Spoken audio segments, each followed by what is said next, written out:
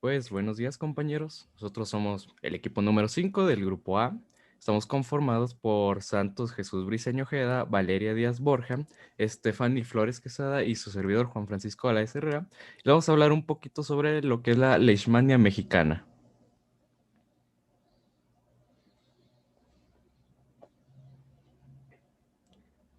Este, la Leishmania mexicana es un microorganismo unicelular que mide de entre 2.5 a 3.5 micras. Es un parásito que se transmite principalmente por la picadura de moscas hembras. Durante su ciclo de vida, presenta dos estadios, que es el promastigote y el amastigote. El promastigote es su forma infectante flagelada y se desarrolla en el tracto digestivo de la mosca hembra, mientras que la mastigote es la forma replicativa y de diagnóstico en la cual el flagelo disminuye de tamaño o se encuentra completamente ausente. El ciclo de vida, como de muchos parásitos transmitidos por vectores, comienza cuando la mosca hembra toma sangre para alimentarse e ingiere los amastigotes presentes en en un hospedadero previamente infectado. Este puede ser el humano o un cándido, que puede ser perros, lobos, etcétera. La transformación de mastigote a promastigote ocurre dentro de las siguientes 24 a 48 horas dentro del intestino del vector. Una vez transformado, el parásito se replica en el intestino y migra hacia la faringe y al esófago. Cuando el promastigote cuando los promastigotes contagian, se inocula entre 10 y 100 por la picadura y viven en el interior de los macrófagos del hospedadero y también de las células dendríticas, donde se transforman en amastigotes y vuelve a comenzar el ciclo.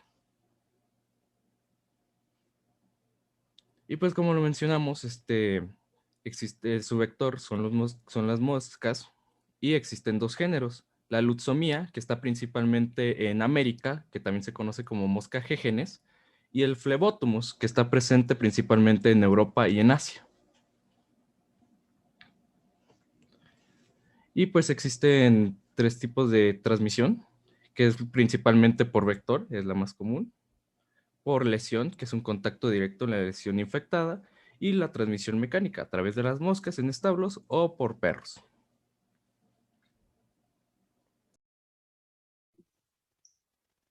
En la morfología está el mastigote, que es alargado, posee un flagelo anterior que se multiplica de forma extracelular dentro del intestino del invertebrado del vector. Ah, el amastigote es esférico, es un flagelo corto, se multiplica dentro de los macrófagos y células reticuloendoteliales dentro del huésped, que es el vertebrado.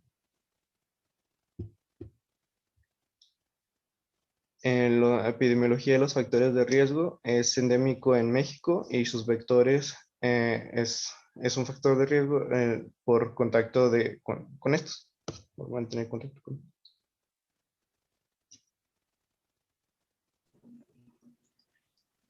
Dentro de su cuadro clínico se puede encontrar de diferentes como presentaciones, la cutánea, la mucocutánea y la visceral. En la cutánea podemos encontrar pápulas rojas que se irritan y se vuelven pruriginosas, aumenta de tamaño y se ulcera, y luego se forma una costra con exudación serosa poco densa. Se cura sin tratamiento y deja una cicatriz deformante. En la mucocutánea se encuentra una afectación y destrucción de las mucosas y estructuras tisulares asociadas. No se curan ni dan lugar a infecciones bacterianas y muestra una mutilación facial grave con deformación de la cara o muerte. Y en la visceral se presenta como una enfermedad aguda fulminante. Tiene una incubación de hasta un año, produce fiebre, diarrea y anemia. Puede presentar también esplenomegalia, hepatomegalia y pérdida de peso y emaciación. Bueno, unos ejemplos. Y en su diagnóstico se puede utilizar microscopía con tinción de Giemsa, tinciones fluorescentes con naranja diacridina en fresco o en tinciones permanentes.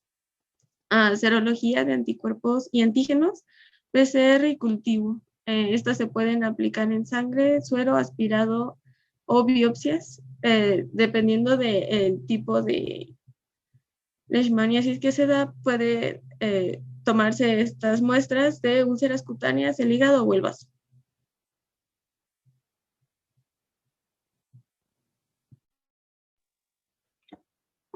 Y bueno, finalmente el tratamiento que se utiliza más seguidamente o el tratamiento convencional consiste en inyecciones de compuestos antimoniales directamente en la lesión o por vía parenteral. También se ha demostrado últimamente que hay como que mucha eficacia cuando se utiliza fluconazol y miltefosina. Esperen. Y también hay otros medicamentos que tienen cierta eficacia contra la leishmaniasis, que son los anforesina B, petamidina y algunos preparados de la paromicina. También en los tipos de leishmaniasis cutáneas, depende del grado de lesión, se puede utilizar quimioterapia, crioterapia, terapia con calor o una resección quirúrgica, pero de todas formas siempre van a ser deformantes y pues siempre van a dejar su buena marca y su buena cicatriz.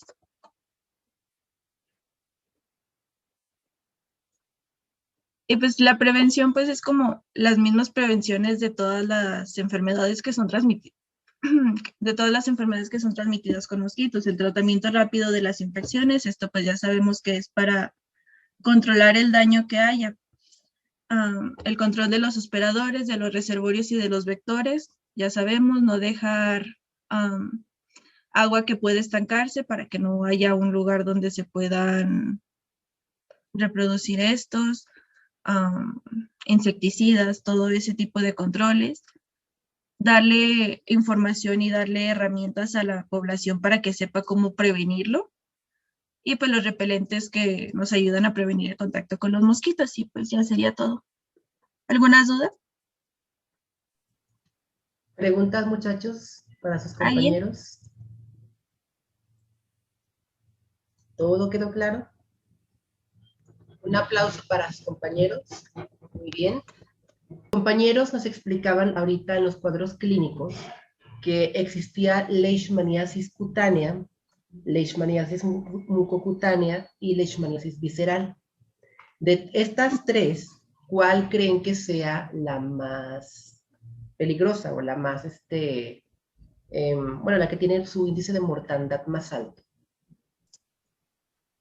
¿La visceral? ¿Por qué creen que sea la visceral?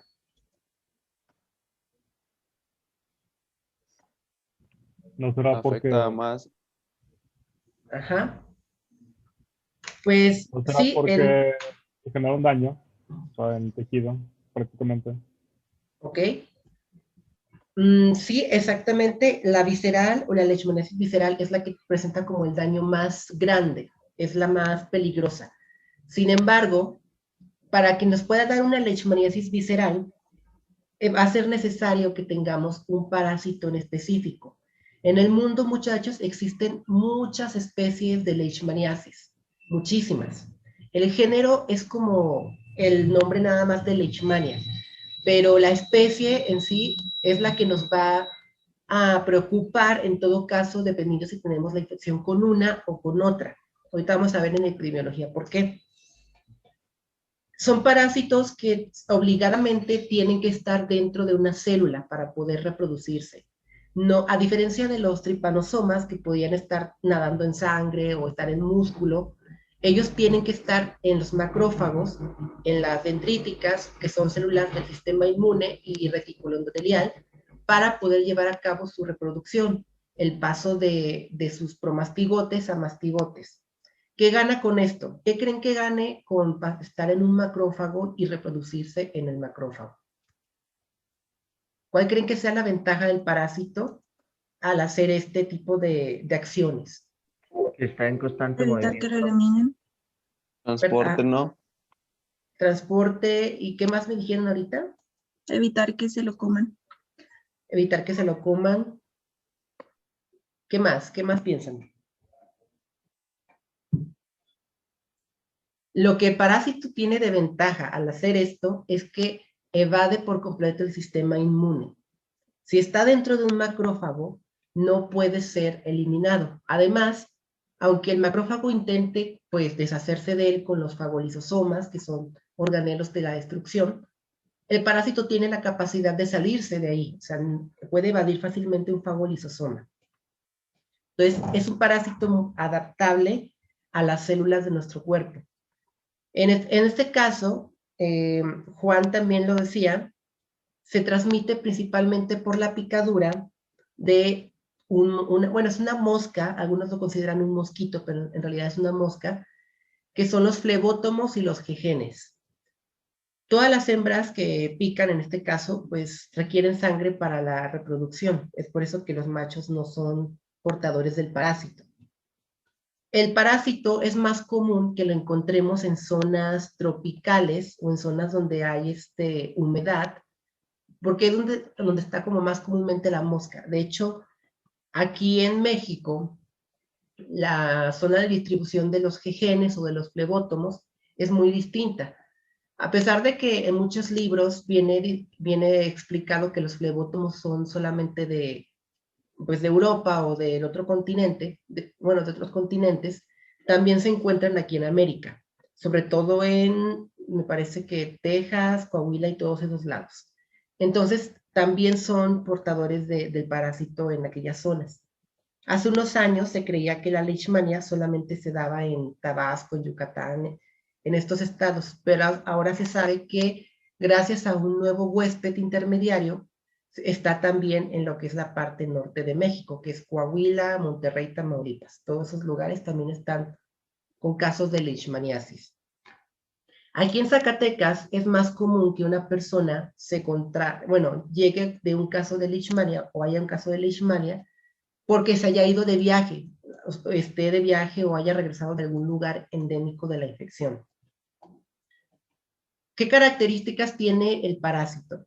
Pues al igual que los tripanosomas, pertenecen al orden Kinetoplastidae, porque tienen un kinetoplasto, que es, ya lo sabemos, un ADN extranuclear que se encarga como de la reproducción y de la alimentación.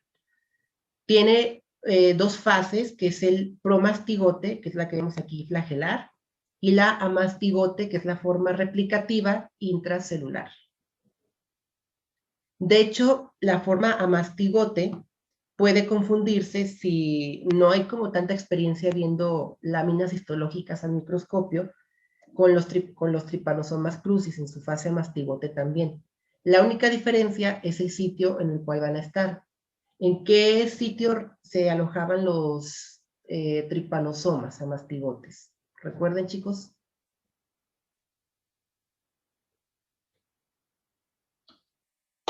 ¿Dónde podíamos encontrar amastigotes?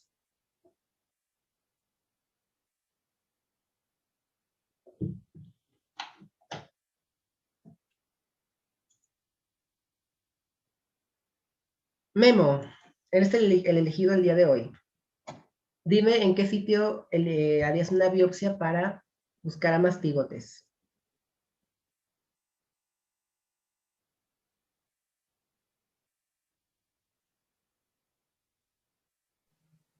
Pues también intestino, ¿no? Intestino, en el corazón, en el músculo, básicamente liso, y en el músculo estriado. Es donde se alojan los amastigotes de los tripanosomas. En el caso de las leishmanias, siempre van a estar en células de los macrófagos. Dentro de la fase de promastigote también tenemos dos fases, por así decirlo, o dos estadios, que es el promastigote procíclico, que es el que se divide en nuestro cuerpo como tal, que es el que entra, es la forma infectiva, la que nos pasa en la mosca, y tenemos al promastigote metracíclico, el cual es el que se replica dentro del intestino de la mosca, el que está como reproduciéndose en el intestino de la mosca. Esta fase no es infectiva para nosotros, pero es replicativa para la mosca. Y tenemos finalmente al amastigote. Son realmente parásitos muy pequeños, por lo que a veces verlos al microscopio en un frotis requiere de una tinción. o requiere realmente de una pues, muy buena vista o un aumento considerable, porque no es como, pues sí, los podemos llegar a confundir con otras estructuras si no tenemos como la experiencia. En el caso de los promastigotes, miden de 12 a 20 micras aproximadamente, algunos son más pequeños. Son formas que se pueden mover, que encontramos en el microscopio, que se pueden mover como si fueran espermatozoides, es el movimiento más común que se les, sí, que se les adjudica. Tienen en este caso a ciertas proteínas de superficie que les ayudan como a introducirse dentro de los macrófagos. Una de ellas pues es la GP63, es de las moléculas proteicas importantes del parásito. En el caso de los amastigotes, pues son formas muy redondas, son formas redondas que encontramos ya en los macrófagos. De hecho, es una forma que nos ayuda como al diagnóstico. Esta es la forma diagnóstica, el amastigote. Si hacemos una biopsia de alguna parte del cuerpo o un frotis, lo que vamos a encontrar más comúnmente son amastigotes, a diferencia de la mosca que encontraríamos más promastigotes. Entonces, diagnosticamos siempre con los amastigotes, o en su mayoría. Su ciclo de vida también lo mencionaron muy bien, lo voy a decir nada más a grandes rasgos. La mosca que está infectada llega y pica a una persona. Esta mosca transmite los promastigotes. Esos promastigotes, que son los del flagelo, van a estar como en la piel, nadando en la piel, pasan a la sangre, buscan a los macrófagos y los infectan. En los macrófagos se transforman en amastigotes y se reproducen. Una vez que se reproducen, se liberan, rompen el macrófago y buscan nuevos tejidos para poder infectar, o nuevas células. Cuando una mosca sana pica a la persona infectada, adquiere los amastigotes. En el intestino de la mosca, los amastigotes se transforman nuevamente en promastigotes.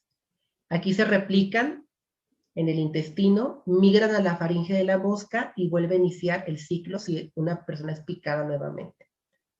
Normalmente todo el ciclo dura unos 25 días, entre que alguien lo pica y alguien nuevamente se infecta. Obviamente, dependiendo de la zona, pues puede ser más rápido, pero de la maduración de un estadio a otro, pasan como unos 25 días. ¿Preguntas hasta aquí? ¿Comentarios que quieran hacer hasta aquí? ¿Aportaciones? Ok. ¿Qué daño provoca, en este caso, el parásito?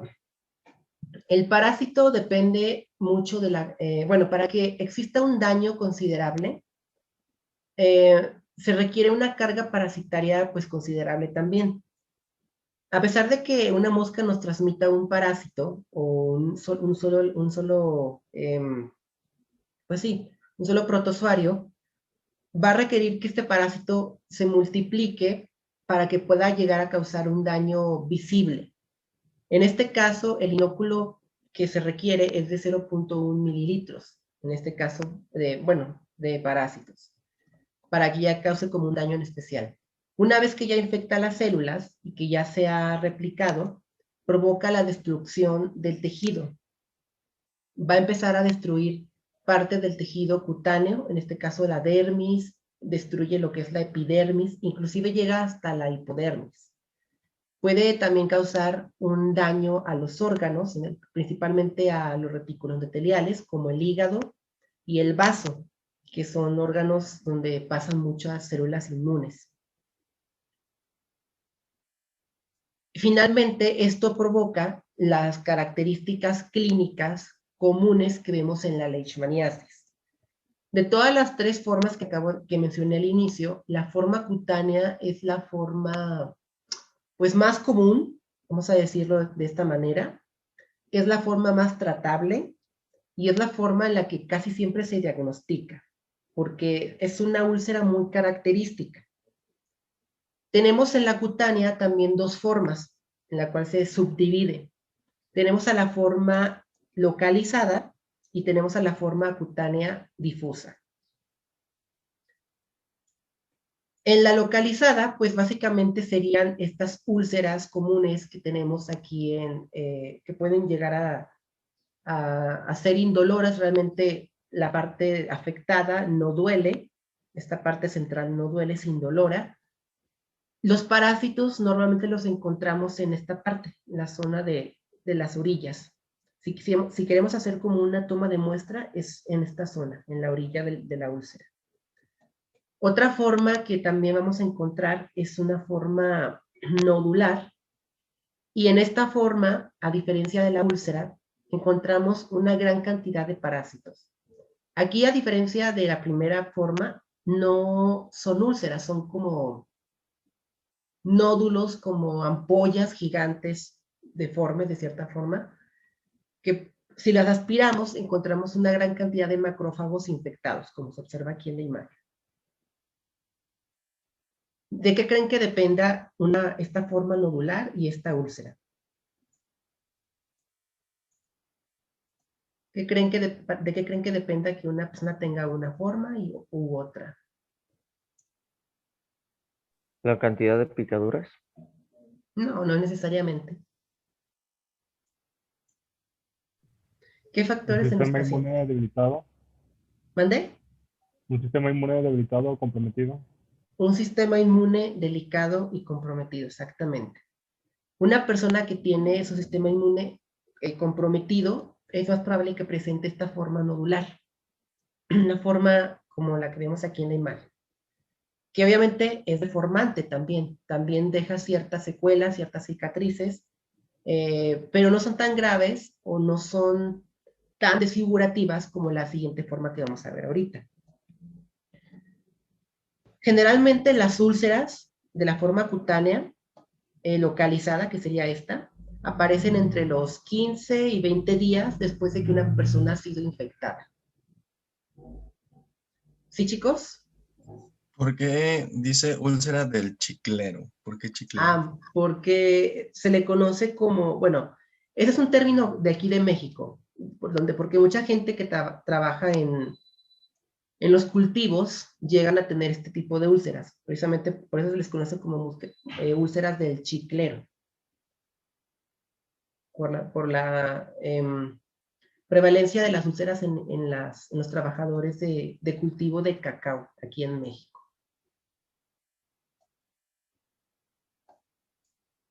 Curiosamente, muchachos, estas úlceras siempre respetan lo que es la parte del cuero cabelludo. Nunca pasan a manifestarse en esta zona. Pueden manifestarse en la cara, en la frente, en las mejillas, en otros lados, pero no pasan a manifestarse a la zona del cabello. En la úlcera, pues realmente tenemos mucha destrucción del tejido, inclusive puede tardar años en manifestarse. Eso es lo que les comentaba ahorita del dicho de aquí de México, de úlcera del chiclero, creo. Sí. Se les conoce así también porque, bueno, es un nombre común que se le da, un nombre, pues, de cierta forma vulgar, porque las personas que presentan esta manifestación en Tabasco, en Chiapas, en todos esos lados, tienen la úlcera principalmente en el cartílago de la oreja. O sea, la úlcera empieza a deformar la oreja y el cartílago empieza también a deshacerse. Es por eso que se le conoce también así. Estas lesiones de la forma cutánea pueden durar, en este caso, mucho tiempo si no se tratan. Y pueden ser también de formas mutilantes y pues, formas crónicas. A pesar de que son formas desfigurativas y que pueden ser de gran importancia porque son fuente de entrada para infecciones bacterianas, entre otras cosas, no son tan desfigurativas como la leishmaniasis mucocutánea. Y aquí es lo que les comentaba acerca de la importancia de identificar a las especies. En México tenemos dos especies principalmente. Una de ellas es propia de aquí de México, que es Leishmania mexicana, y la otra es una invasora que viene de Brasil, que es Leishmania brasilensis. Esta especie provoca principalmente leishmaniasis mucocutánea. ¿Ok? ¿Cuál es la diferencia entre la primera? Pues la primera afecta solamente lo que es la dermis, la hipodermis y en casos ya más graves, pues hasta el músculo. Pero aquí principalmente va a iniciar en las mucosas de la nasofaringe y es muy desfigurante como se observa en las imágenes de aquí. Estos pacientes tienen leishmaniasis mucocutánea y por alguna razón el parásito pues prefiere obviamente las mucosas de la boca, las mucosas de la nariz, de los senos paranasales, y conforme va avanzando la infección, va carcomiendo lo que es el hueso, va carcomiendo lo que es el cartílago, hasta provocar pues todo esto. Es más común que este parásito, Brasilensis, sea el responsable de esta afección. Y de hecho lo encontramos en la zona de la frontera con Quintana Roo y Belice, Panamá. Es donde se encuentra el parásito. Es una zona endémica del parásito, entonces hay que tener cuidado cuando vamos para aquellos lados. Generalmente esta forma también es peligrosa, pues, además de que causa desfiguración, puede causar infecciones secundarias y una mutilación pues, grave de la cara y la muerte en el peor de los casos. Para reparar esto, obviamente primero se requiere pues, eliminar al parásito y después cirugía plástica. O sea, sí hay como, o sea, tiene que intervenir aquí cirugía plástica para poder reconstruir el rostro. Esta forma o esta perforación del paladar o del palatino es también una afección que se da con las personas que inhalan cocaína, que son cocainómanos crónicos. También se les puede perforar el paladar.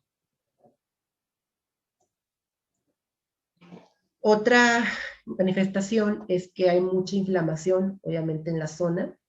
Hay demasiada inflamación y el daño, pues, es irreversible. O sea, no son daños que puedan dar marcha atrás. ¿Qué les parece, chicos? Que les llegue un caso así. Corro. Qué interesante, ¿no? Qué bonito. Bueno, a mí porque me gustan más estos casos raritos, pero sí es algo, pues muy impactante, vaya. Es muy impactante. Luego tenemos a la otra leishmaniasis que por suerte no es tan común aquí en México, que es la que tiene el 100% de mortalidad, que es la leishmaniasis visceral. En la leishmaniasis visceral, pues como su nombre lo dice, afecta los órganos, afecta las vísceras. La diferencia con las primeras dos es que no vamos a encontrar úlceras y no encontramos una deformidad facial como la vemos en la segunda, porque esta va a darse de forma crónica tras un año de infección o durante el año de la infección. Durante este año vamos a encontrar que el paciente puede presentar síntomas muy similares o casi iguales a los que se ven, por ejemplo, en la malaria. De hecho, la leishmaniasis visceral coincide en ciertas zonas con la malaria y se tiene que hacer un diagnóstico diferencial de estas dos. ¿Qué síntomas encontramos? Fiebre intermitente. Vamos a encontrar pérdida de peso o caquexia sin ningún motivo. Tenemos anemia grave. Podemos también encontrar diarrea en algunos pacientes y encontramos un aumento del tamaño del vaso y del tamaño del hígado, como se observa aquí con este paciente, este infante. Vean el tamaño de los órganos, cómo están aumentados. Sabemos que el hígado pues, es el órgano más grande, entonces si aumenta de tamaño es muy evidente. El vaso pues igual, por acá está aumentado. Aquí tenemos a otros pacientes.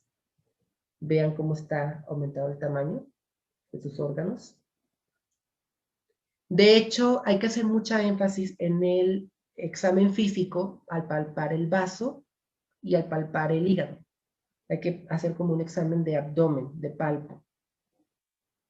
Y pues obviamente, a pesar de que no presenten las lesiones, todos los pacientes, si no reciben tratamiento, terminan muriendo por falla pues, orgánica. De hecho, en África, esto se les conoce también como Kala Azar.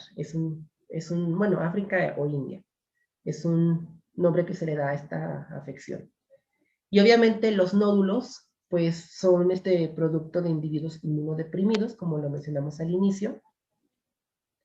Y finalmente también una ventaja es que pues sí puede haber cierta recuperación de la dermis o de la piel cuando se da el tratamiento a tiempo. Esta forma se encuentra más que nada en la India, esta forma de leishmaniasis. Ahora, si se fijan, chicos, antes de regresar a la presentación, cada forma de la enfermedad o cada forma clínica, pues es muy distinta. Tienen diferentes características clínicas y dependen ahorita mucho de lo que es la especie del parásito. Ahorita voy a explicar un poquito más en la epidemiología qué especies son las que causan cada afección. Siempre para el diagnóstico, muchachos, tenemos que tenemos que buscar al parásito en los macrófagos, ya sea haciendo un aspirado de médula ósea, podemos también hacer un aspirado del hígado, del vaso, pero siempre hay que enfocarnos en buscar macrófagos. Teñimos con Giemsa y vemos al microscopio. ¿Ok? ¿Preguntas hasta aquí, muchachos? ¿Creen que sea posible ver un caso de leishmaniasis aquí en Zacatecas? En sus consultas generales o de rutina. Como usted dijo, yo creo que solamente sí ha viajado, pero que se presente un caso generado aquí, A menos que esté en otro vector. Ajá, sería pues realmente muy difícil que viéramos un caso que se diera pues aquí, porque también sería un foco, bueno, no es una zona endémica del parásito, y sería un foco epidemiológico si viéramos más de 2 o 3 casos en el mismo estado, en un tiempo considerable. De hecho, ahorita algo que mencionaron sus compañeros era los perros como una fuente de transmisión del parásito. Esto es porque el parásito no va a distinguir si un huésped vertebrado es humano o es un perro o otro animal vertebrado. O sea, si la mosca pica a cualquier vertebrado, pues este vertebrado puede ser también un transmisor. Y en el caso, por ejemplo, de muchas personas del sur, tienen la mala costumbre de arrojar a los animales muertos a las orillas de los ríos o de los arroyos donde generalmente se encuentran las moscas. Entonces, esto hace que puedan ser portadores del parásito y sean un foco de infección del parásito. Su epidemiología, muchachos, también la explicaron muy bien. México es un lugar donde también es endémico de leishmaniasis. Esto es lo que encontramos aquí en México. Leishmania mexicana se encuentra en esta zona del norte, que es Tamaulipas, Coahuila y probablemente también Nuevo León. Aquí es donde, y en la parte también del sur, que es más común encontrarlo en el sur, en toda la península, parte de Veracruz y Tabasco, y Campeche, si no me equivoco. Esta leishmania también se extiende a la parte de Sudamérica y es propia pues del país. De hecho, es la enfermedad, aquí en México, pues vulgarmente se le conoce como úlcera de los chicleros, porque pues las personas que trabajan ¿cómo se llama? En los cultivos o que duermen muy en el suelo, que es más común en la zona tropical, pues suelen presentar esta úlcera en las orejas o la deformación del cartílago en las orejas, la erosión del cartílago. La leishmania que es más peligrosa es la que les comentaba, la brasilensis, porque es la que provoca la enfermedad mucocutánea. Y esta se encuentra solamente en la parte sur de México, aquí en la frontera con Quintana Roo, Belice y Panamá. Es el lugar donde se encuentra esta leishmania. Y realmente los casos, pues son millones de casos por año. Si es una enfermedad tropical, pues relativamente común.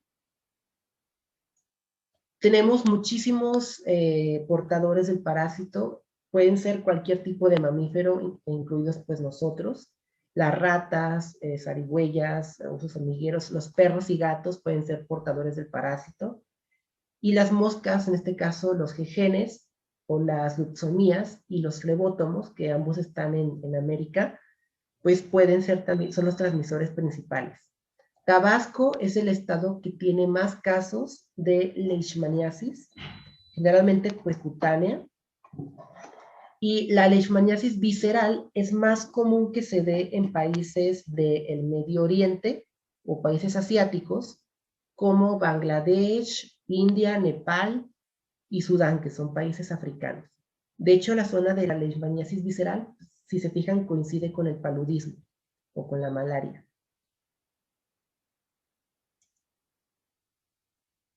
Estas son todas las especies de leishmania que existen en el mundo, o de las que se tiene como de mayor importancia América. Y si se fijan, cada una de ellas presenta una forma clínica pues específica. La forma visceral se encuentra en este parásito nada más, Donovani, en la trópica. Vean dónde se encuentra el parásito, así que no es común que lo veamos aquí en México. Estos son países de América, entonces no vemos como la leishmania visceral aquí en América. A menos, como a ustedes lo dijeron, que una persona viaje a este lugar y luego regrese ya infectada. Pero a esto se debe la importancia de identificar como la especie, porque cada especie nos va a dar como un problema dependiendo de la zona. ¿Sí queda claro esta parte? Sí. Bueno, finalmente, el diagnóstico, hay varias formas de hacer el diagnóstico. La número 1 es por clínica y por epidemiología. Que ustedes vean en qué lugar están y también vean los antecedentes del paciente de viaje, si ha sido picado por algún tipo de mosquito, mosca o lo que sea, es una. Otra forma es, en este caso, hacer una toma de muestra de la úlcera, o en este caso de la médula. Pueden hacer toma de muestra del hígado, del vaso, y observar macrófagos que puedan contener los amatigotes. Esa sería una forma también del laboratorio de hacerlo. Otra forma es inyectar, en este caso en una persona, anticuerpos contra el parásito, que son cultivados también en laboratorio, en una rata o en un conejo. Y después esos anticuerpos, si están en contacto o el paciente está infectado, van a crear una reacción de hipersensibilidad o de sensibilidad, que es la que vemos aquí. Si esto se crea, esta reacción se crea, pues se puede considerar también como una prueba positiva. La prueba ELISA, también, que detecta de cierta forma antígenos y anticuerpos presentes, es también una forma de hacerlo. Y para detectar pues la especie, la única manera es una prueba de PCR. La PCR es la prueba que nos dice qué especie de parásito es, en base también a la sospecha de la zona geográfica donde estemos y de la forma clínica que se presente en los pacientes. Entonces recuerden, toma de muestra, biopsia esplénica, punción de la médula ósea o un frotis de las lesiones, que no es como no es tan fiable, pero también se puede intentar. Todos los procedimientos obviamente requieren que el paciente esté hospitalizado.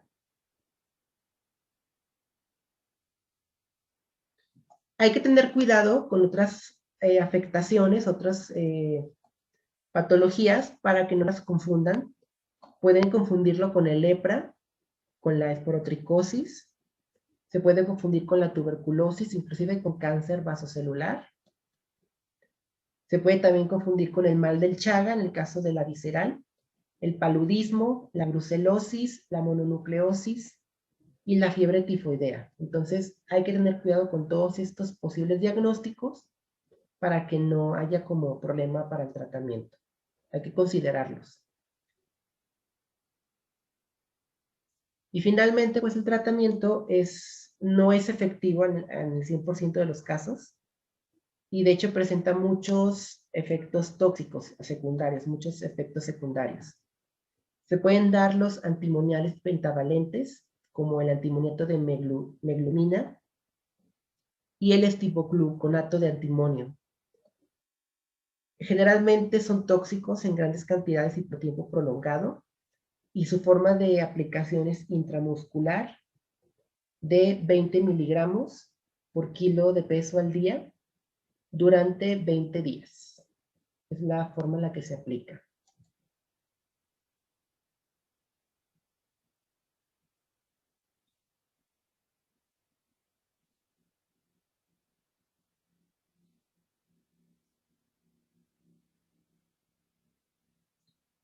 Cuiden mucho, chicos, cuando den un tratamiento, la función cardíaca, cuiden la función renal y cuiden también la función hepática.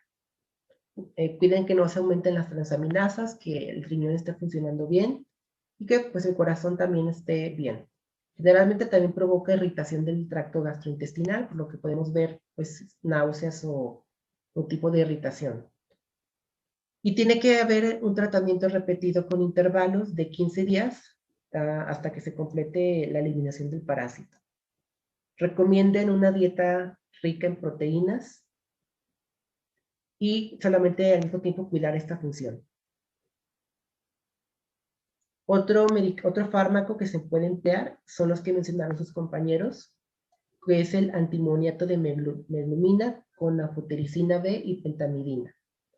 Ambos, o los tres se pueden dar en forma intramuscular, dosis de 3 a 4 miligramos por kilogramo, 3 veces a la semana durante 5 a 25 semanas. Está contraindicado en embarazadas el tratamiento, ya que provoca abortos en las mujeres embarazadas. Y también hay que cuidar mucho lo que es el vaso. En el vaso es donde vemos que ya no haya pues, parásitos.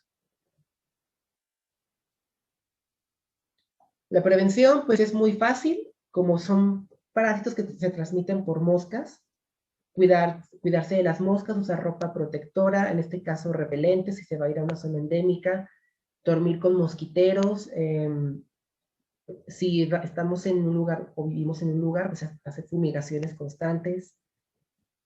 En este caso pues se está desarrollando una vacuna, pero aún no se tiene como probada al 100% que funcione.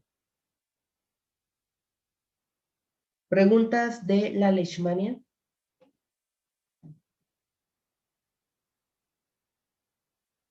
¿Preguntas, chicos? ¿Comentarios?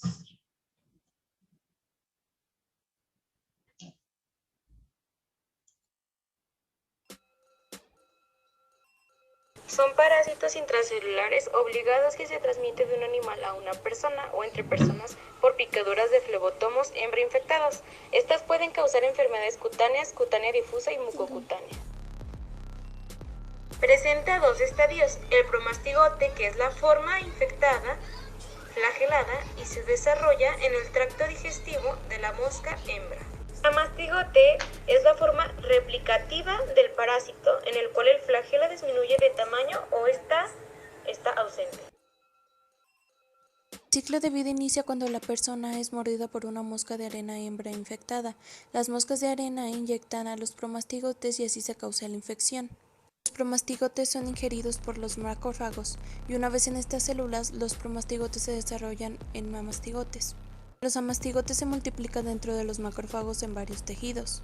Cuando una mosca de la arena pica a una persona o a un animal infectado, se infecta al ingerir la sangre que contiene macrófagos con amastigotes en su interior.